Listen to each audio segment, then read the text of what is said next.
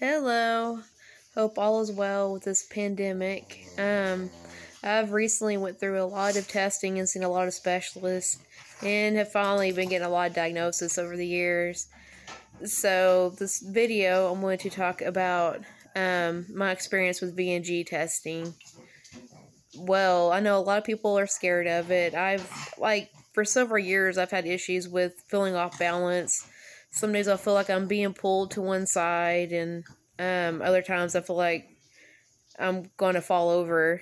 And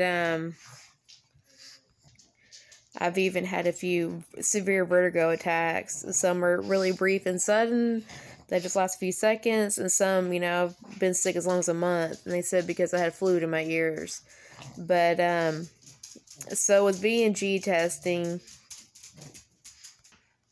the first thing they did was check my hearing, which my hearing is actually good, which is great, as 100%. So, after they tested my hearing, they stuck me in a chair and put these special goggles on me where they could see all my eye movements and everything. And they blocked out the goggles, and then where I couldn't see anything, and then they spun the chair around, and the tech that was doing mine asked me if my eyes ever move whenever, I feel dizzy. As far as I knew, I said no. And she said, where they're currently still really moving. And she said the chair stopped. And I couldn't even tell the chair was stopped spinning because, I felt so dizzy.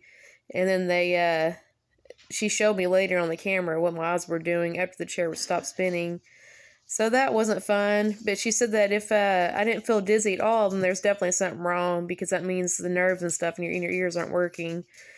And then she did another test where they put hot and cold air in each ear, which they'll make you extremely dizzy as well if your nerves are working okay.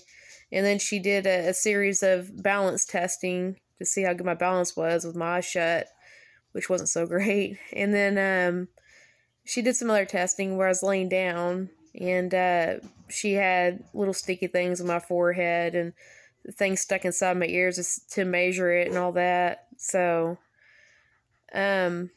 overall, the test took about 3 hours, so it was very long and kind of tiring, and I got dizzy a total of 6 times.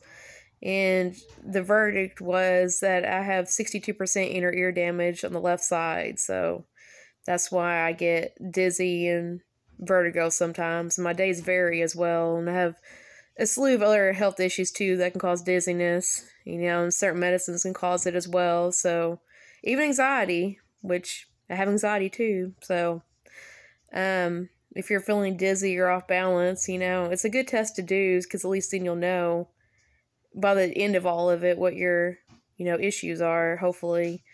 And for my case, the only solution really they told me was physical therapy, and unfortunately my insurance won't pay for it. So I've been doing exercises on YouTube and stuff, and it's basically training your eyes and your brain to work together so you don't feel that dizziness sensation. But yeah, I've been doing that off and on for the last couple weeks. I've been sick, so I've been kind of not doing it as much because it makes me a little bit dizzy. But yeah, it's not as scary as what I was told. A lot of people are really scared of VNG testing because it's so extensive and long, and they actually make you dizzy. If you're not dizzy, then there's definitely an issue. So it's not a fun test to do, but it is doable, because luckily the severe dizziness that I had when I had the air put in my ears and the spinning only lasts probably less than a minute. It feels like forever because it feels so bad, but luckily it's not very long. So yeah, if you're having issues, I would definitely get tested, and so you won't have to wonder anymore. I've also had MRI scans as well, and several other tests, but I'll probably talk about that kind of stuff in another video. So I hope all is well, and thank you for watching. Take care.